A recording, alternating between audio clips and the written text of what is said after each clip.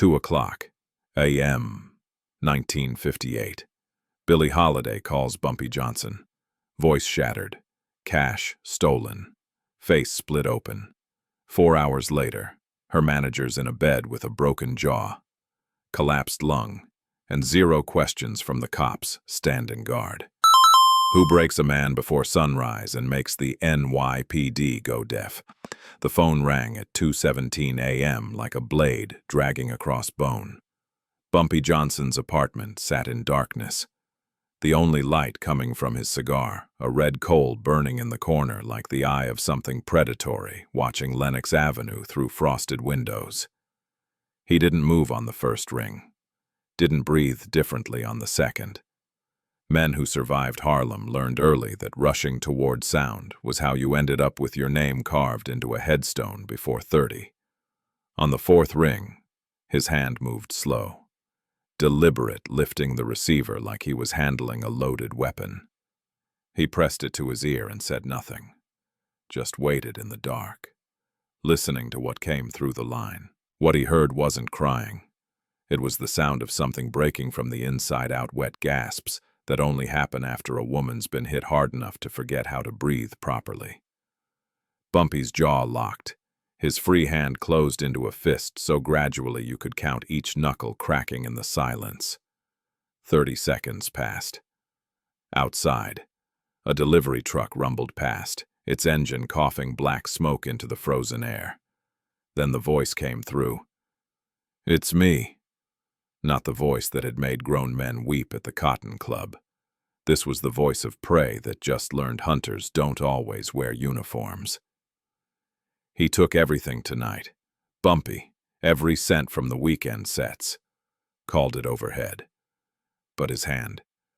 She choked on the words. His hand went places that'll leave bruises nobody's supposed to see. Told me if I talked to anyone, he'd have me singing behind bars within a month. Silence, then quieter. The kind of whisper that comes right before someone stops fighting back entirely. There's blood on my slip. Not much. Just enough that I know he wasn't bluffing this time. Bumpy's eyes went dead cold. The cigar burned down to his fingers, ash dropping onto the Persian rug like gray snow falling on a fresh grave. Blood changed the mathematics of everything. You could steal money in Harlem and maybe live long enough to regret it. But you put your hands on a woman under Bumpy Johnson's protection, left her bleeding and terrified at 2 in the morning. That wasn't theft anymore. That was a man writing his own obituary in red ink. "Where is he?" Bumpy's voice came out flat and surgical, the tone of someone cataloging information before making something permanently disappear. "Left around midnight." Billy's breath hitched. "Said he had breakfast meetings." "Bumpy, I don't know what to do. He's got lawyers, contracts, papers that say he practically owns my voice, my bookings, my stay exactly where you are. Not a request. A command that carried the weight of 40 years enforcing rules that never made it into law books. Lock the door. Don't answer for anyone.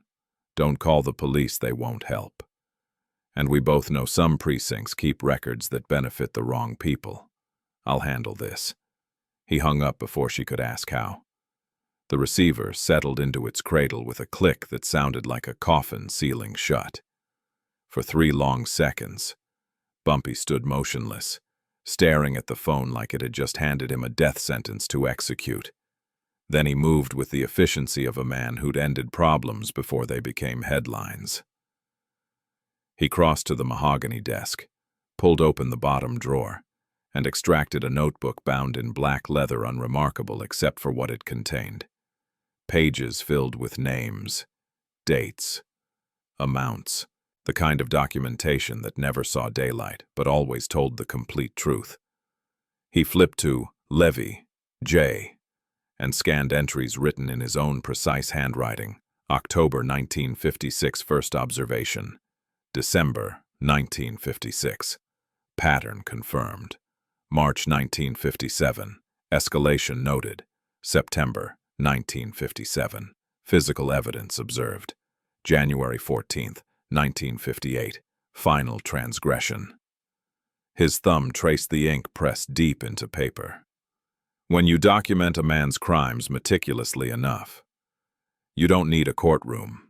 You just need the right moment and the right amount of silence afterward.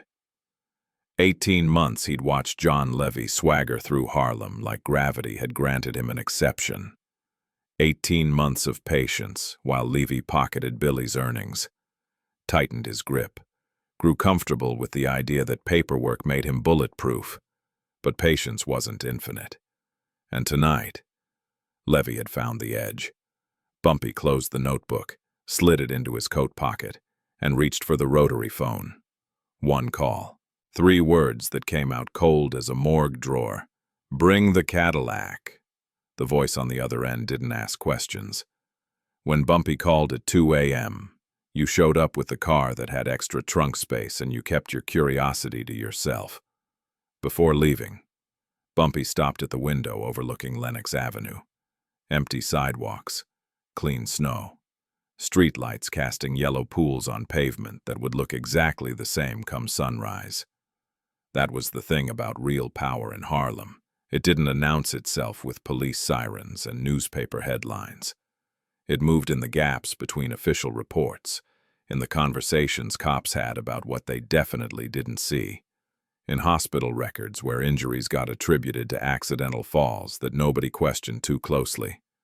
John Levy thought his contracts and lawyers made him untouchable. He was about to discover that some debts get collected in currencies that don't require signatures or witnesses. Just a man who understands that the law has limits, but consequences don't. Bumpy grabbed his fedora, pulled it low over his eyes, and walked into the frozen Harlem night. 4 blocks away, a man slept soundly in expensive sheets, dreaming he was safe. He had exactly 4 hours left to enjoy that particular delusion. The spotlight hit Billie Holiday like an interrogation lamp designed to expose everything you'd rather keep hidden. White hot, merciless. She stood center stage at the Blue Note, makeup already melting under the heat, and opened her throat to pour "God Bless the Child" into a room packed with 200 people who'd paid money to watch her suffer beautifully. Her voice cracked on the bridge, not from lack of skill, but from the kind of exhaustion that lives in your bones after months of being slowly destroyed by someone who smiles while doing it. In the back corner, half hidden by cigarette smoke thick enough to taste, a man in a tailored gray suit checked his gold watch and smiled. John Levy, her manager, her captor, the man who'd figured out how to own another human being without ever needing chains that showed. The applause came like thunder when she finished, but Billie barely registered it. She walked off stage on legs that felt borrowed, pushed through the narrow backstage hallway reeking of old smoke and desperation, and found her dressing room. Taped to the mirror right next to lipstick stains from 1,000 previous nights sat a white envelope. She opened it with hands that shook, not from anticipation but from certainty about what she'd find. $68 for 6 nights of selling out every seat, 2 sets nightly. The box office had pulled in $4,200. $68 was what remained after Levy took his percentage, his expenses, his consultation fees, his overhead. She stopped counting the lies and stuffed the bills into her purse. The music industry in 1958 operated on mathematics that would have impressed loan sharks. Contracts got written in language designed to confuse promotional reinvestment, administrative overhead, career development costs, translation simple enough for a child: we own you, and the numbers will never work in your favor no matter how hard you sing. Levy had perfected the system. He'd arrive at contract negotiations carrying a leather briefcase that probably cost more than Billie made in a month, pull out documents with official seals, and smile like a concerned father. Trust me, Billie, I'm protecting you from the real vultures out there. What he never mentioned was that he was the apex predator. He just wore better cologne and knew which words made theft sound like business strategy. The cage got built in stages. Each bar added so gradually she didn't notice until escape became impossible. First, he moved her out of her apartment in Sugar Hill, too many hangers-on, too many distractions, into a building in Washington Heights where the landlord reported her visitors directly to him. Then he replaced her booking agent with someone who owed him favors. Her phone calls started getting screened. Her mail got opened before she saw it. Old friends from the neighborhood musicians who'd known her when she was still Eleanora Fagan singing for tips suddenly couldn't get past the front door. Miss Holiday isn't available for visitors. His men always said it the same way, standing in cheap suits that didn't hide the muscle underneath. One by one, everyone who might have helped her got cut away until she woke up one Tuesday morning and realized she was completely isolated in a city of 8 million people. Harlem saw everything. Eyes in every doorway, ears behind every bar. They watched Levy count her tips at Small's Paradise, his manicured fingers sorting bills while she was still on stage finishing her final number. 3/4 went into his pocket. The rest he'd hand her later like he was doing charity work. People noticed how he'd grip her elbow in public fingers, digging in hard enough to leave purple fingerprints. But positioned so photographers only saw what looked like gentlemanly guidance. The coat check girl at the Apollo had seen Billie arrive one evening with foundation caked heavy on her left cheekbone, the kind of coverage that only hides one specific thing. But nobody moved. Not because Harlem didn't care, because Levy had something the neighborhood understood and feared in equal measure: legitimate power. Lawyers on retainer at white shoe firms, contracts notarized and filed in triplicate, connections that reached through police precincts, city agencies, courthouses. In 1958, that kind of power could make someone disappear without them ever leaving town. Just ask around about performers who'd challenged their management and ended up playing county fairs in Nebraska for $20 a night. What Levy didn't understand, what men like him never understand until it's too late, was that Harlem kept 2 sets of books. One written in ink and filed with the city, another written in blood and filed in memory. While he was busy organizing receipts and sending invoices on company letterhead, someone else was watching with the patience of a man who'd learned that revenge served cold doesn't just satisfy, it educates everyone watching. Bumpy Johnson had been documenting since October 1956. Every stolen dollar, every bruise hidden under long sleeves, every phone call cut short by men standing too close, building a case that would never see a judge but would be prosecuted in rooms where mercy was a language nobody spoke. He waited because men like Levy always make one final mistake. They always push just a little too far, convinced that success so far means immunity forever. January 14th, 1958. John Levy made his. He'd taken all the money from Billie's weekend shows, nearly $800, and when she'd asked for an explanation, his hand had moved faster than his excuses.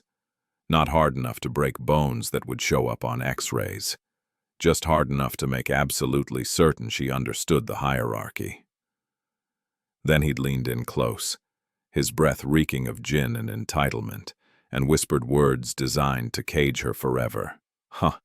You talk to anyone about our arrangement, I'll have you singing in a women's prison before spring thaw.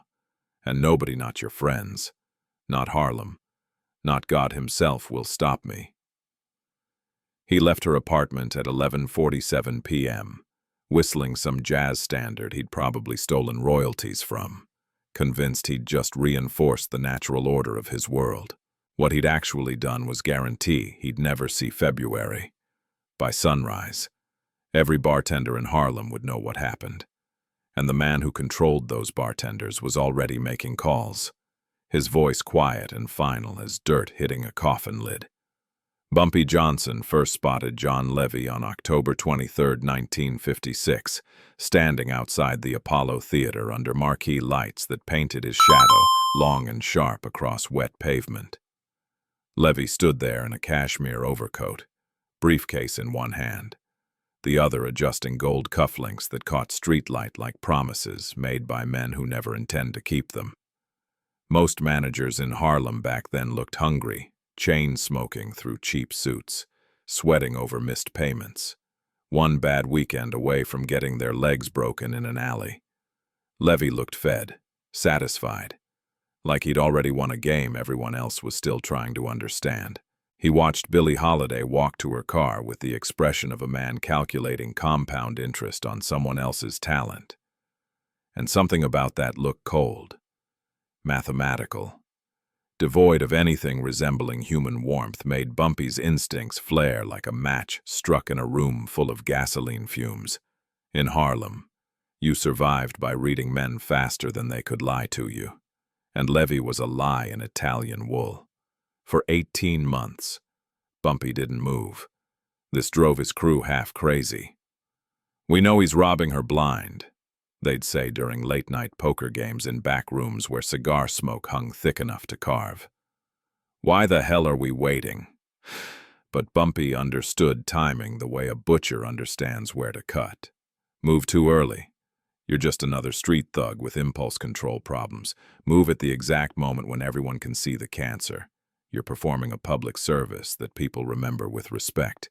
So he built his case one piece at a time, slow, thorough, until the picture became so clear that even a man determined to stay blind would have to see it. He started with Marcus, the bartender at Small's Paradise who'd been pouring drinks since Prohibition taught him that the real money was in keeping secrets. They met after closing, Marcus wiping down the mahogany bar that had absorbed 40 years of Harlem's confessions. Every Friday night. Regular as death, Marcus said, his voice barely above a whisper despite the empty room. Levy walks in after her last set, grabs the envelope, the one with her name written on it in the booking agent's handwriting, and counts it right there at the bar like he's entitled to every goddamn dollar. He paused, the rage in his silence louder than shouting. "Last Friday she pulled in $420. You know what he gave her when she came down after changing?" His jaw worked like he was chewing glass. $90. 90. Told her the rest went to taxes and fees. Taxes, my ass. That money went straight into his pocket like he'd earned it bleeding his soul into a microphone. The booking agent at the Blue Note had his own testimony. They met in an all-night diner at 3 a.m., the kind of place where coffee tastes like punishment and the waitress has perfected the art of forgetting faces. "Here's the scam," the agent said, stirring sugar into his cup with a spoon that rattled against cracked porcelain. "I book Billie for $500 a week. Fair rate for someone of her caliber. But Levy shows up after she's already performed and renegotiates. Says there were unforeseen production costs I didn't account for in the original contract. So I end up cutting him a check for $750, sometimes $800. Where does that extra $250 go? Not to her. I've seen her wearing the same winter coat for 3 seasons. I know she's getting robbed. But what am I supposed to do? Guys got lawyers who could tie me up in litigation until I'm bankrupt and my grandchildren are still paying legal fees." Then came Jerome, the night clerk at the Hotel Teresa, a kid barely 22 who'd seen things that aged him a decade. They met in a service stairwell that smelled like industrial cleaner and old regrets. "Room 512, Jerome whispered, eyes darting toward shadows like Levy might materialize from thin air. He books it under her name every week, charges room service, long-distance calls to Los Angeles, even his dry cleaning to her account. Then 3 days later, he shows up at my desk with receipts demanding reimbursement for management expenses. I've seen what he submits. Dinners for 6 when the maid says she ate alone in her room. car services at times when she was on stage. It's not creative accounting. It's theft with carbon paper and a notary seal. Ugh. But the evidence that transformed suspicion into certainty came from Levy's own accountant, a nervous man named Stein who met Bumpy in a Brooklyn cafeteria so far from Harlem, he actually believed he was safe. He slid a ledger across the Formica table with hands shaking like he was passing nuclear secrets. "This column shows what she actually earns from performances," he said, finger tracing down numbers that told the story of a successful career. "This column shows what she actually receives." His finger moved right, and the gap between the two columns looked like the Grand Canyon filled with blood money and broken promises. December alone, she earned $3,200. He gave her $890. January so far. She's earned $4,100. She'll see maybe $900 of it. The rest, Stein's laugh came out bitter and defeated. He calls it overhead, operational costs, career investment. I call it fraud. But I've got 2 kids and a mortgage. So I keep my mouth shut and process the numbers like a good little accountant who wants to keep breathing. Bumpy studied that ledger for 3 weeks straight, memorizing every entry until the pattern burned into his brain like a brand. March 1957, earned $400, saw $950. June earned $520, saw $1,050. September earned $5,800, saw $1,100. Levy was surgical in his theft, taking just enough to keep Billie desperate and dependent, but not so much that she'd find the energy or resources to fight back. It was exploitation that required intelligence, planning, and a soul hollowed out where human empathy should have lived. The kind that convinced Bumpy this wasn't about recovering stolen money anymore.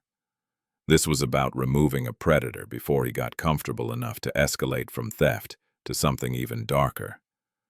Levy's fatal miscalculation was confusing invisibility with invincibility. In his world of corporate structures and legal frameworks, he believed that as long as the paperwork looked legitimate, he was protected from consequences. But Bumpy came from a different world entirely, one where justice didn't require a judge's signature, where ledgers were kept in memory instead of filing cabinets, and where debts got settled in the kind of currency that left no paper trail. He hadn't spent 18 months gathering evidence because he needed proof for a jury. He'd done it so that when the moment finally arrived, there'd be no confusion, no debate, no possibility of Levy talking his way out using expensive lawyers and cheaper morality. Every bartender, every clerk, every witness was another nail in a coffin. Bumpy was building with the patience of a man who understood that the longest wait produces the most educational scream. And at 2:17 a.m. on January 14, 1958, when his phone rang and he heard blood in Billie Holiday's voice, 18 months of patience collapsed into a single decision that would reshape Harlem's understanding of where certain lines could never be crossed. The waiting was over. The education was about to begin. January 13, 1958, 11:34 p.m. Small's paradise reeked of stale beer and cigarette ash ground into carpet that hadn't been cleaned since Truman was president. Billie Holiday stood in the dressing room, counting tip money spread across a table carved with initials of singers who'd come before her, some famous now, most forgotten. All of them broke. $230. She counted it 3 times, fingers still trembling from 2 sets of pouring her soul into a room that barely paid attention. Not bad for a Monday. Maybe enough to keep the landlord from changing the locks this week. The door slammed open. No knock. John Levy filled the frame, his shadow falling across the money like something predatory, blocking out the sun. He wasn't smiling. That was the first sign this wouldn't end with just theft. "Good night," Billie said, trying to sound casual while her stomach turned to ice water. "I was just counting out your cut. The usual 60-40 split. It's right here on the... Where's the rest? His voice came out dead flat, the tone prosecutors use right before they spring the trap. Billy's mouth went dry. This is everything from tonight. Tips were decent considering how empty the room was. Your percentage is already separated out. See? The stack on the left is... His hand shot across the space between them, faster than a snake strike. Grabbed her wrist, not a grip of vice that ground the small bones together, until white pain shot up her arm like electricity. Her gasp came out sharp and airless. I asked where the rest is. Don't play stupid with me. Billy, I know what the bar pulled tonight. I know what went through that register. This. He twisted her wrist, forcing her hand toward the table. This is maybe half of what you're holding back. I'm not holding anything back. The contract says 60-40 on performance fees. I counted it exactly. Please. You're hurting me. His other hand came up, pressed against her throat. Not choking, not yet, but promising. His palm sat right over her windpipe. Thumb and fingers positioned on both sides of her neck like he'd done this before and knew exactly where to apply pressure. Our contract is whatever I say it is on any given night.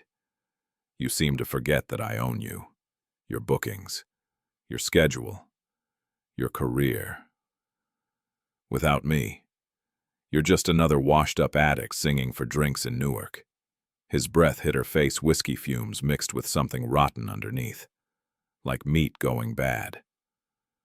Now I'm going to count to 3. If you don't tell me where my money is, we're going to find out how long you can hold a note without breathing. Billy's vision started tunneling. Not from lack of oxygen, she could still breathe if she stayed perfectly still, but from pure animal terror flooding her system. This wasn't about money anymore. Maybe it never had been.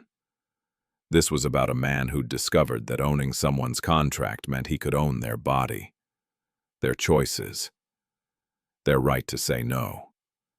Coat pocket, she whispered.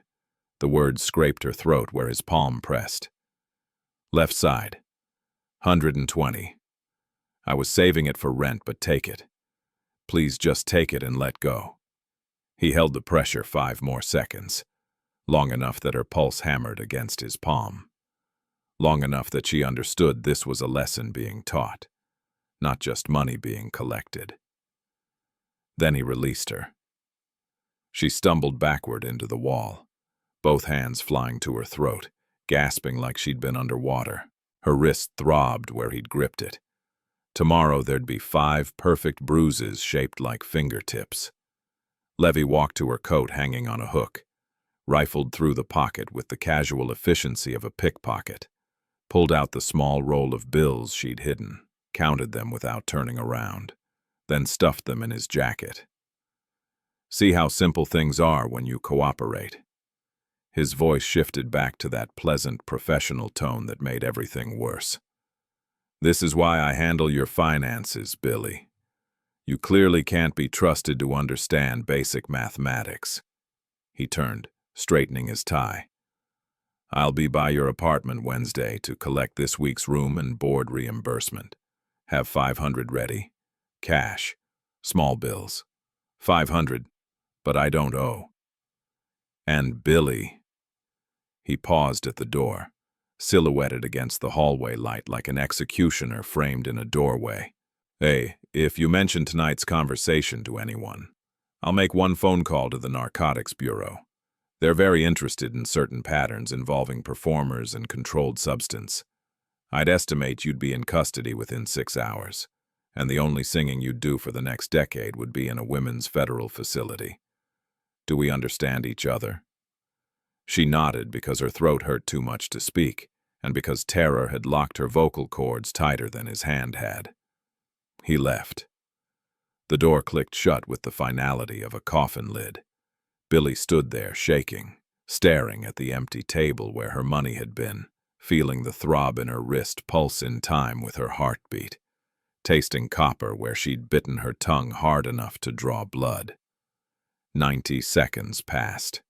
She grabbed her purse with hands that wouldn't stop trembling and walked out the back exit into January cold that felt cleaner than the air in that room. Her breath came out in white clouds as she walked 4 blocks north, each step jarring her wrist, each swallow reminding her of his palm against her throat. The payphone on 135th and Lenox had a light that flickered like a dying heartbeat. She fed it a nickel with fingers so numb she dropped the coin twice before getting it in the slot. Dialed a number she'd memorized 2 years ago, but never called. A number given to her by a bartender who'd whispered, "If it ever gets bad, really bad, this man can help." 3 rings. 4. On the 5th, a voice answered gravel and smoke and 40 years of Harlem compressed into 3 words. "Who is this?" "It's Billie." Her voice cracked like ice breaking. "I need help." He crossed a line tonight. Not just the money, he put his hands on me. My throat. My wrist. Said if I talked, he'd have me arrested. "Bumpy, I'm scared. I'm really scared and I don't know what else to do." What she didn't know, what Levy couldn't have known, was that Bumpy Johnson had been waiting 18 months for this exact call. Not hoping for it. Expecting it. Because men like Levy always escalated. Always pushed until they found the boundary where someone pushed back harder. And tonight, Levy had just discovered that boundary with both hands. "Don't move." Bumpy's voice carried the weight of a death sentence handed down in a court that didn't require judges or juries. "Don't go home. Don't talk to anyone. Car will be there in 8 minutes. Driver named Marcus. Gray coat. Scar above his left eye. This ends before sunrise." The line went dead. Billie stood in the phone booth watching her breath fog the glass, watching cars pass on Lenox with their headlights cutting through falling snow, watching the city continue like nothing had changed when everything had. She didn't know it yet, but across Harlem, machinery was already turning, calls being made, resources being mobilized, a lesson being prepared that would be whispered about in clubs and barbershops for the next 20 years. John Levy had just made the kind of mistake that separates cautionary tales from forgotten men. He'd put his hands on someone the neighborhood loved, and in doing so, he'd signed paperwork that couldn't be filed with any court but would be executed with perfect precision. The only question left was whether he'd live long enough to understand the full cost of what he'd done tonight. Some men got to learn from their mistakes. Others just became examples. Bumpy Johnson stood at his window at 2:52 a.m., watching snow fall on Lenox Avenue like ash from a fire nobody could see. The phone receiver was still warm in his hand from Billie's call, and his mind was already 3 moves ahead, calculating angles and outcomes the way a chess master sees checkmate before the opponent knows they're losing. He crushed out his cigar in a crystal ashtray that had belonged to his father, then picked up the phone and dialed from memory. 3 rings. A voice answered, rough with interrupted sleep, but alert within seconds. "Marcus, I need the Cadillac with the quiet engine. The one we used in '54 for that situation in Brooklyn that nobody talks about anymore. Bring it to the corner of 138th and Malcolm X in 28 minutes. Don't park close. Don't let anyone see your face. And Marcus." Bumpy paused, letting the weight settle. "Bring the full medical kit, the one with the sutures and the morphine. Someone got hurt tonight, someone who matters." Marcus had been driving for Bumpy since 1949.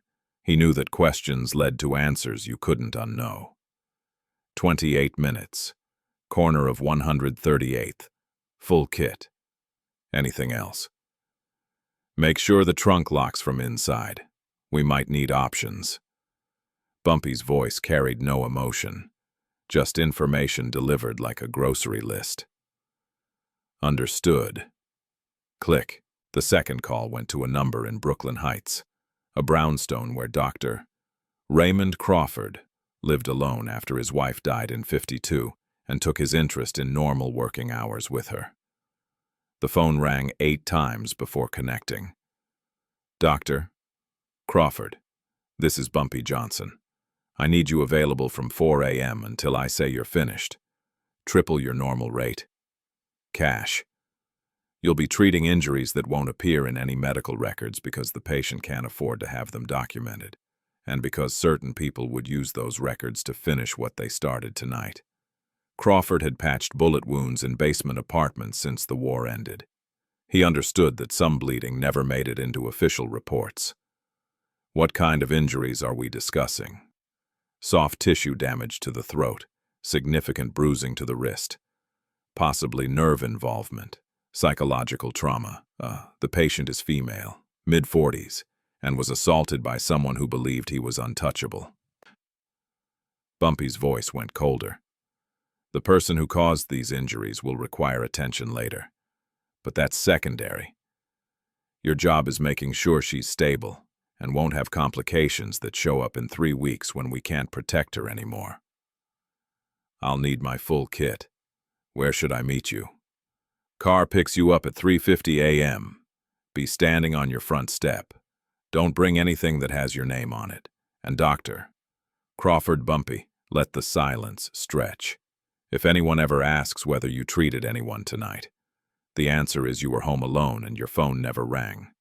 Some things stay invisible because they were never visible to begin with."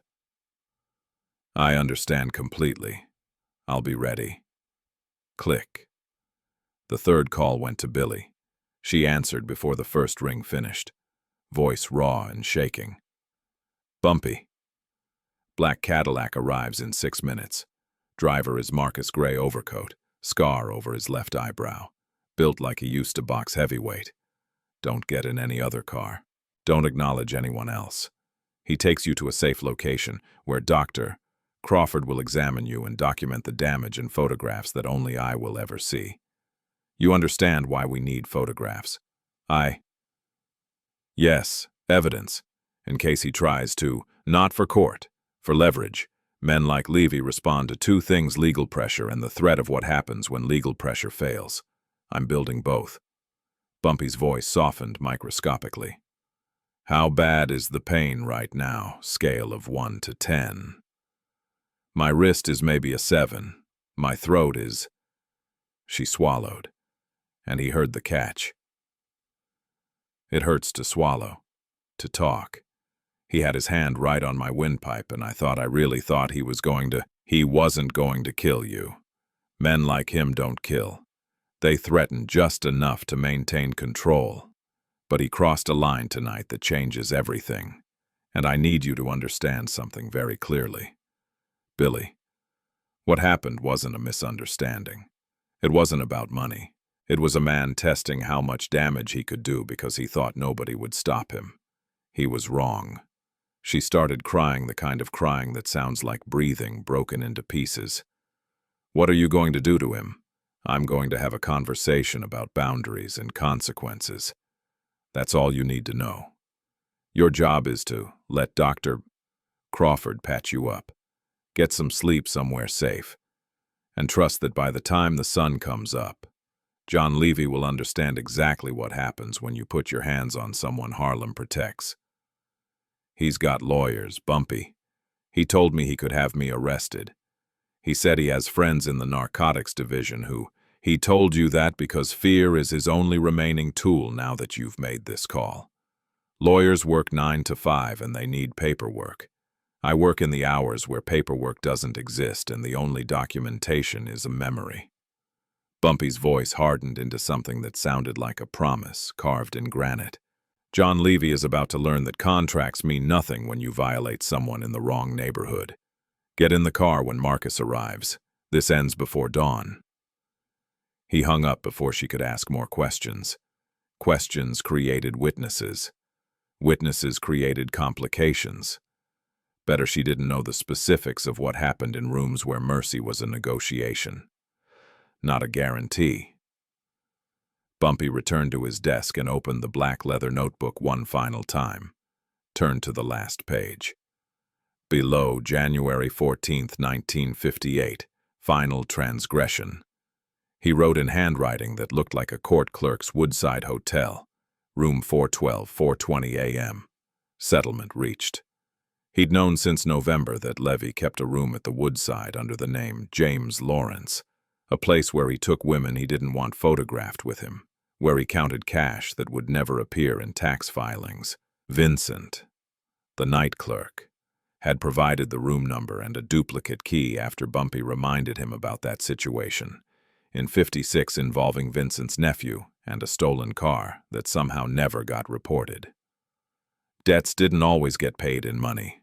Sometimes they got paid in keys and silence. Bumpy checked his watch 3:14 a.m., put on his overcoat, the black wool one that made him invisible in shadows, felt the weight of the notebook in his inside pocket. The contract he'd had prepared 3 weeks ago, waiting for the moment when Levy's arrogance finally exceeded his survival instinct. That moment had arrived at 11:47 p.m. in a dressing room at Small's Paradise, when a man put his hands on a woman's throat and thought the only consequence would be her silence. He was about to discover that silence has a price. And in Harlem, that price gets collected by men who don't send invoices or wait for payment plans. Bumpy walked to the door, turned off the light, and descended into the frozen Harlem night.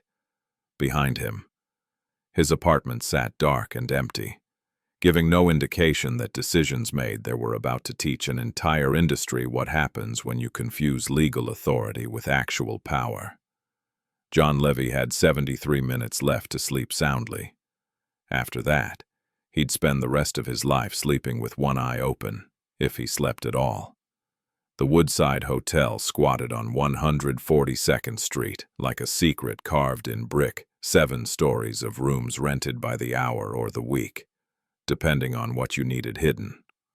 At 4:18 a.m., the lobby sat empty, except for Vincent behind the front desk, reading yesterday's newspaper with the dedication of a man being paid to see nothing.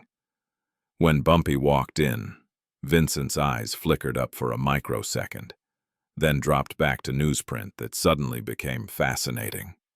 No greeting, no acknowledgement, just the universal signal of a man who understood that some visitors never appeared in any log book, no matter how detailed the records claimed to be.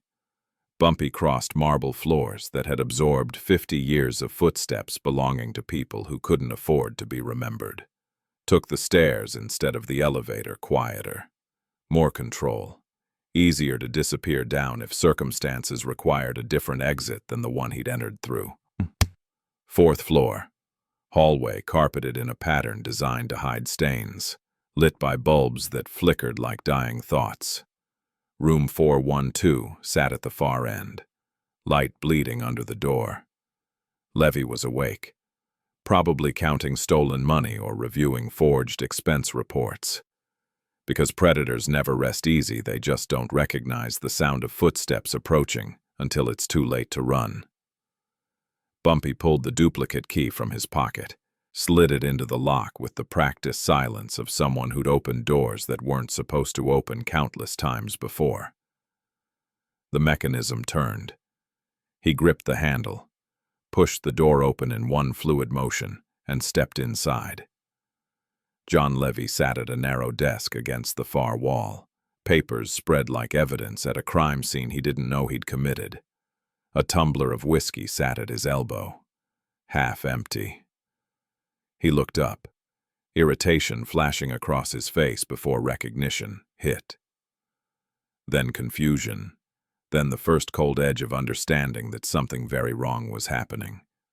What the hell? You can't just break into my room. I'll call the front desk. I'll call the police. This is... Sit down and close your mouth. Bumpy's voice came out quiet. Too quiet. The kind of quiet that makes shouting seem like weakness. We're going to have a conversation. How it ends depends entirely on whether you're smart enough to understand the difference between a threat and a promise. Levy didn't sit. His hand moved toward the phone on the desk. Bumpy crossed the room in 4 strides and placed his palm over the receiver, pressing it down into the cradle hard enough that the bells inside jangled like alarm bells nobody would hear. I said sit. Not louder, just colder, like the temperature in the room had dropped below freezing and only Levy hadn't noticed yet. This time Levy sat, his expensive lawyer reflexes finally catching up to the reality that whatever was happening here wouldn't be stopped by legal terminology or threats of litigation. His eyes darted toward the door, still open 6 inches. Hallway, empty beyond it. Bumpy reached behind him and pushed it closed. The lock engaged with a click that sounded exactly like a trap snapping shut. "Do you know why I'm here, Mr.?" Levy Bumpy pulled a wooden chair from the corner, positioned it directly across the desk, and sat with the calm of a surgeon about to begin a necessary amputation. "I don't know what lies she told you, but let me rephrase since you're having trouble with comprehension. Do you know what you did tonight that was different from all the other nights you've been robbing Billie Holiday blind?" Bumpy reached into his coat and withdrew the black leather notebook, set it on the desk between them with a sound like a gavel striking. Let it sit there. 3 full seconds of silence while Levy stared at it like it was a bomb with an unknown timer. Then Bumpy opened it to the page marked Levy, J., and began reading in a voice devoid of emotion. October 23, 1956. Apollo Theater. Gross earnings $430. Amount paid to artist $112. Difference pocketed $318. His finger traced down the page. December 1956. Small's Paradise. Gross $600. Paid $140. Stolen $460. March 1957. Blue Note. Gross $920. Paid $210. Theft $710. He turned the page. More entries. More dates. More numbers building a mathematical proof of systematic exploitation. I have 18 months documented here in detail that would make a federal prosecutor weep with gratitude. Witness statements from 12 people, including your own accountant. Yes. Stein talked to me after I explained that some conversations lead to continued employment and other conversations lead to accidents involving staircases. Bank records showing deposits that don't match your reported income. Receipts for expenses charged to Billie that she never incurred. Levy's face had drained of color until he looked like something preserved in formaldehyde. That's all circumstantial. You can't prove. Stop talking. The command came out sharp enough to draw blood. I don't need to prove anything to 12 citizens in a jury box. That's what you're failing to understand here. This isn't a legal proceeding. This is something much simpler and much older. You put your hands on Billie Holiday tonight. You choked her until she couldn't breathe properly. You twisted her wrist until bones ground together. You threatened her with prison to keep her silent. And in doing those things, you crossed a line that has nothing to do with contracts or courtrooms or legal precedent. She's lying. She's unstable. I saw the bruises 37 minutes ago. When my doctor photographed them for evidence I'll never need to show anyone because you're going to make this very easy on both of us. Bumpy leaned forward until their faces were 2 feet apart. I saw 5 perfect fingerprints on her wrist. I saw the red marks on her throat where your palm crushed her windpipe. I heard her voice breaking when she called me at 2:17 this morning because she was terrified and didn't know who else in this entire city could help her. Bumpy opened his coat and pulled out a folded document, spread it on the desk next to the notebook. Here's how this works, and I'm only going to explain it once. So listen, like your life depends on it because it does. Option 1, you sign this contract transferring all management rights for Billie Holiday to a trust I control.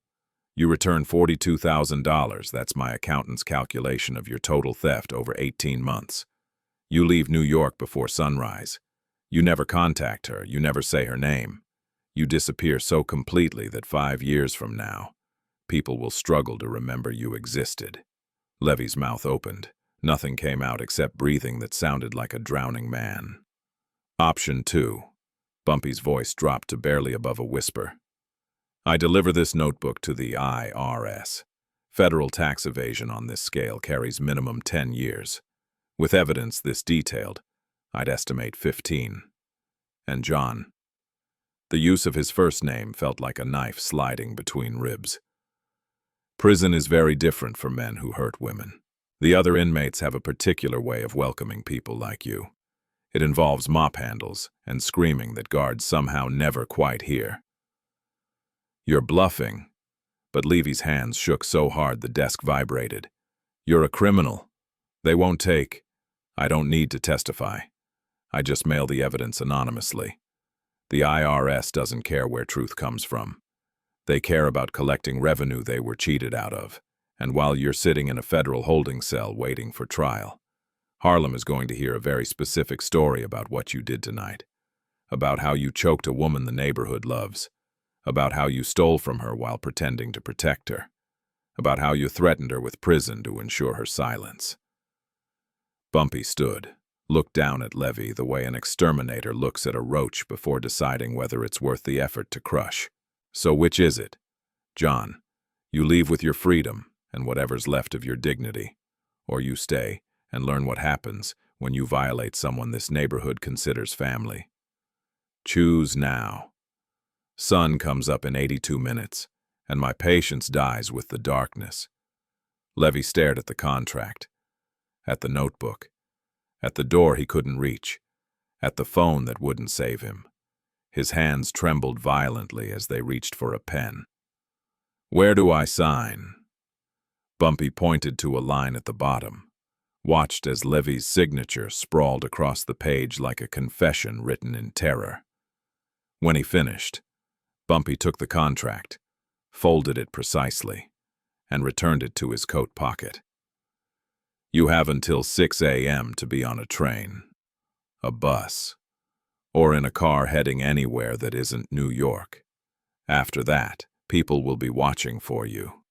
And those people don't take notes or file reports, they just make problems disappear in ways that don't require paperwork.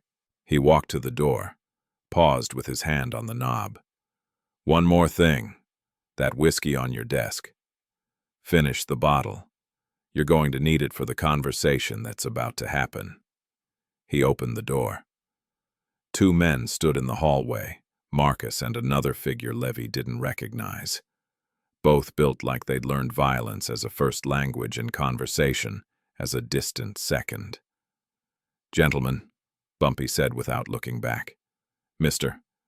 Levy was just leaving New York permanently. Please help him understand the consequences of changing his mind. He walked away down the hallway, footsteps silent on carpet that would never remember he'd been there. Behind him, room 412, filled with sounds that hotel guests had learned long ago to sleep through, the kind of education that doesn't leave visible scars, but changes how a man walks for the rest of his life. By sunrise, John Levy would be on a bus to Philadelphia with 3 broken ribs, a jaw wired shut, and a new understanding of what happens when you confuse legal authority with actual power. And in Harlem, the story would spread like wildfire, touch someone under Bumpy Johnson's protection, and the law becomes optional. Justice, however, remains guaranteed. Room 412, filled with the copper smell of fear sweat mixed with expensive cologne turning sour. Bumpy stood in the doorway watching Marcus and Coleman step inside. Their shadows swallowing the lamplight like darkness had learned to walk upright. John Levy pressed himself against the far wall, hands raised in a gesture that might have been surrender or prayer, hard to tell. Which, when a man realizes his lawyers can't save him and his contracts have stopped mattering. Gentlemen, we have a situation that requires educational intervention, Bumpy said, his voice carrying the clinical detachment of a professor discussing anatomy. Mr. Levy put his hands on a woman tonight, left bruises, made threats, thought he was untouchable because he had paperwork. Marcus cracked his knuckles, the sound like kindling snapping before a fire starts. Coleman closed the door behind them, turned the lock, and pocketed the key. The room suddenly felt smaller, airless, like a coffin before the dirt starts falling. "Please, I signed everything. I'm leaving." "I did what you," Levy's voice climbed toward hysteria. "You did what I told you because you're smart enough to recognize a losing position when you're in one." Bumpy interrupted. "But signing papers isn't the same as understanding consequences. Some lessons require physical emphasis so they stick in memory longer than ink on a page." He nodded to Marcus. Didn't need to say more. Men who'd worked together for 15 years communicated in gestures that carried the weight of complete sentences. Marcus moved first, grabbed Levy's left wrist, the same wrist Levy had used to crush Billy's bones together hours earlier, and twisted it behind his back in one smooth motion. Not hard enough to break. Just hard enough that Levy's gasp turned into a scream he swallowed before it could fully escape his throat. Coleman drove a fist into Levy's solar plexus, precise, controlled, targeting the nerve cluster that makes breathing feel impossible without actually stopping the heart. Levy doubled over, retching, his face turning colors that didn't exist in nature. "This is what terror feels like," Bumpy said quietly from the doorway. "This feeling. Right now your lungs not working right, your wrist screaming, wondering if this is where it ends. This is exactly what Billy felt when you had your hand on her throat. The difference is, she didn't deserve it." Marcus released the wrist and delivered a kidney punch that would leave Levy pissing blood for a week but wouldn't show up on any x-ray a doctor might take. Coleman followed with a strike to the floating ribs, the ones that crack easy, but heal eventually if you're lucky and get proper medical attention, that Levy wouldn't be receiving tonight. Levy collapsed, hit the floor hard, curled into a ball like evolution had taught him that making yourself smaller might stop predators from finishing the job. "Don't kill him," Bumpy said, checking his watch. "Dead men can't spread warnings. I want him alive enough to tell every two-bit manager from here to Los Angeles what happens when you cross Harlem's lines." Marcus hauled Levy up by his collar, slammed him against the wall hard enough that plaster cracked. Coleman delivered 2 more body shots, methodical, professional, the kind of beating that required experience to calibrate between teaching and killing. Blood trickled from Levy's nose. His lip had split. One eye was already swelling shut, but he was conscious, aware, learning in the way that only pain teaches, absolute and unforgettable. "Your contract is void. Your money is forfeit. Your presence in New York is finished," Bumpy said. "If I hear you contacted Billy, if I hear you spoke her name in public, if I hear you're within 500 miles of this city, what happened tonight will feel like a gentle warning compared to what comes next." He turned to leave, paused at the threshold. "Marcus, make sure Mr. Levy understands about the 6 a.m. deadline. Use whatever emphasis you feel appropriate." The door closed behind him, the sounds that followed sharp, wet, punctuated by gasps that might have been begging or just the reflex of lungs trying to remember how breathing works. Those sounds stayed contained within walls that had absorbed worse and kept quieter secrets. By 5:47 a.m., John Levy stumbled out the back exit of the Woodside Hotel. 3 ribs cracked, jaw swollen, moving like every step sent lightning through his nervous system. He had 13 minutes to catch the first bus to anywhere that wasn't New York. He made it with 11 minutes to spare. And in the rooms and alleys where Harlem kept its real history, the kind that never made newspapers but got passed down through whispered stories, another entry was added to the ledger of men who learned too late that some neighborhoods protect their own with methods that don't require badges or judges, just patience, precision, and the understanding that mercy sometimes looks like letting a man live long enough to warn others. By 10 a.m., every bartender in Harlem knew. By noon, the story had reached Chicago. By sunset, club managers from Detroit to New Orleans were having quiet conversations about boundaries and what happened when you forgot where they were drawn. The version that spread wasn't quite accurate. It never is when fear does the storytelling, but it was close enough that the lesson landed. John Levy had put his hands on Billie Holiday. By dawn, he was gone, vanished, left New York with injuries that required explanation and a silence that suggested the explanation wasn't one he could afford to share.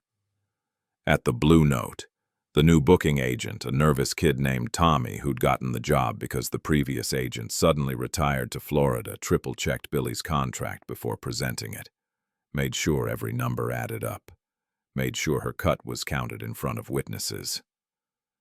"Miss Holiday, here's your payment for last week," he said, sliding an envelope across the table. "Full amount, no deductions. I counted it twice, and Marcus watched me count it, so we're all clear that everything's proper and accounted for." Billie opened the envelope. $740. Exactly what she'd earned. No mysterious overhead costs, no management fees, just her money, complete and untouched. She looked up at Tommy, saw the fear in his eyes, and understood. Word had spread about what happened to managers who got creative with accounting. "Thank you, Tommy. This is correct." She pocketed the cash, feeling the weight of it, not just the bills, but the message they carried. Protection had a price, and Bumpy Johnson had just made it clear he'd already paid it. At Small's Paradise that Friday, Marcus tended bar and watched the room with eyes that missed nothing. When a new manager showed up representing a singer from Baltimore, trying to negotiate a deal that sounded too favorable to the house, Marcus leaned across the bar and spoke quietly. "Let me give you some free advice. Whatever split you're thinking about taking from your girl, cut it in half. Whatever expenses you're planning to charge back to her, forget them. This neighborhood takes care of its performers now. We remember what happened to the last guy who forgot that." The manager's face went pale. "I heard something about that. Guy named Levy. Don't say his name. Don't think his name. Just remember that Harlem's got long memory and short patience for people who think contracts mean they can do whatever they want." Marcus poured 2 fingers of bourbon, slid it across. "Drink this. Consider it educational tuition for a lesson you're smart enough to learn secondhand." The manager drank, adjusted his numbers. His singer got 70% instead of 40. Funny how fast mathematics changed when consequences became real instead of theoretical. Billie herself stayed quiet about the details. When friends asked what happened to Levy, she'd just shake her head and say he'd moved on to other opportunities. But her voice on stage changed, got stronger, deeper. The sound of someone singing without a hand on their throat, literally and figuratively. She saw Bumpy once, 3 weeks later, outside the Teresa Hotel. He tipped his hat. She nodded. No words exchanged. Didn't need them.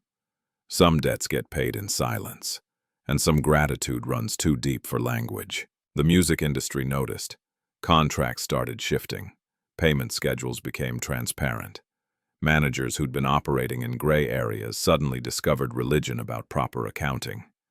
Nobody wanted to be the next cautionary tale whispered about in Harlem's back rooms, and John Levy reports placed him in Philadelphia, then Cleveland.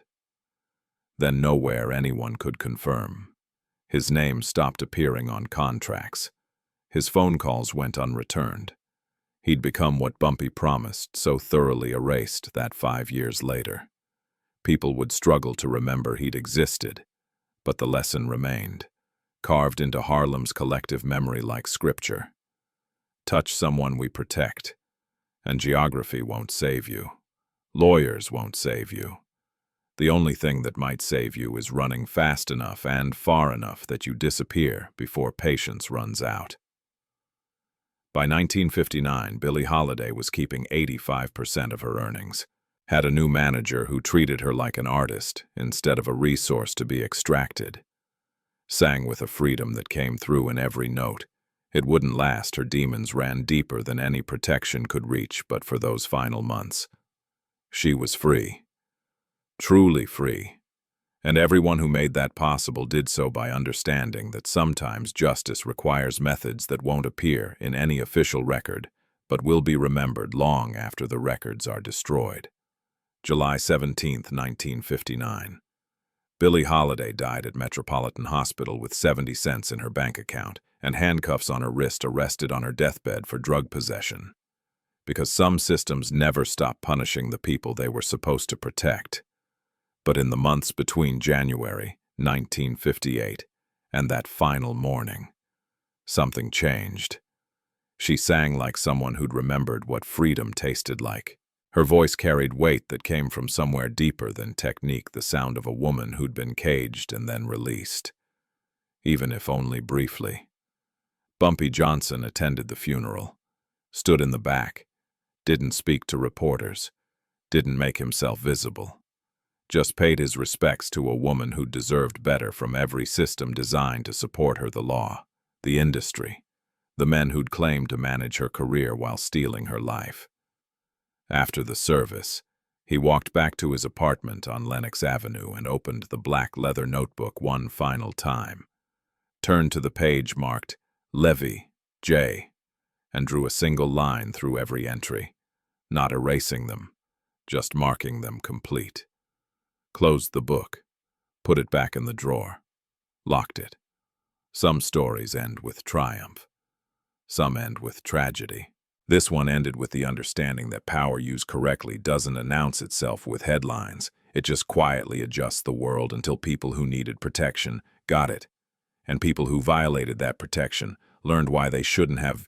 Years later, a young manager came to Harlem trying to sign a promising jazz singer. Old-timers pulled him aside, bought him a drink, and told him the story of Billie Holiday and John Levy. Told him about the night a phone call was made. A man disappeared, and the entire industry learned a lesson about boundaries. The young manager listened, adjusted his contract, gave his singer 75% instead of 50%, treated her with respect instead of ownership. "Why are you being so generous?" she asked when she saw the numbers. He thought about the story, about room 412 at the Woodside Hotel, about a man named Bumpy Johnson who understood that real power wasn't about how much you could take. It was about knowing exactly when to stop someone else from taking. Because some lessons are worth learning before you need them taught, he said. She didn't understand, but she signed, and she kept her money, and she sang free. That was the legacy, not the violence, not the fear, the quiet understanding that spread through an entire industry in Harlem. There were lines you didn't cross, and if you did, there were men who didn't need courts or lawyers to correct the balance. They just needed patience, precision, and the understanding that some debts get paid in ways that never show up in any ledger except memory. Bumpy Johnson died in 1968, 10 years after that night at Small's Paradise. His obituary mentioned his criminal record, his time in prison, his reputation as Harlem's most powerful figure. It didn't mention the women he protected, the contracts he corrected, the predators he removed with surgical precision before they could destroy more lives. That history lived elsewhere, in whispered stories, in the quiet knowledge passed between bartenders and booking agents, in the understanding that sometimes the law fails, and when it does, there are other systems, older, harder, more final, that step in to do what courts cannot. If you think power is just about violence, you've missed the point entirely. Real power is knowing when to use it, how much to use, and most importantly, who deserves its protection. Billie Holiday died broke and handcuffed, but for 18 months before that, she sang free. And John Levy spent the rest of his life looking over his shoulder, understanding that some mistakes don't get forgiven, they just get remembered as warnings for everyone who comes after. That's the story Harlem still tells. Not with pride, just with the quiet certainty that some neighborhoods protect their own. And the men who forget that don't get second chances to remember. You made it to the end. That means something. In Harlem, loyalty isn't a word, it's a decision made at 2 a.m. when the phone rings and someone's bleeding. Bumpy made his decision. Levy learned his lesson in room 412. And by sunrise, every predator from New York to Chicago knew touch the wrong person, and contracts won't save you. So here's my question for you.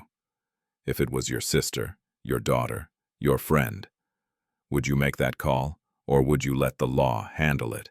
Comment your answer. But remember, some responses tell me exactly who you are. Tomorrow, same time, I'm showing you the night Harlem went silent, and 3 bodies were found before dawn with no witnesses, no reports, just whispers. Subscribe, because the next story, it's not about justice. It's about what happens when justice fails, and men like Bumpy decide the law has run out of chances. See you tomorrow, if you're brave enough.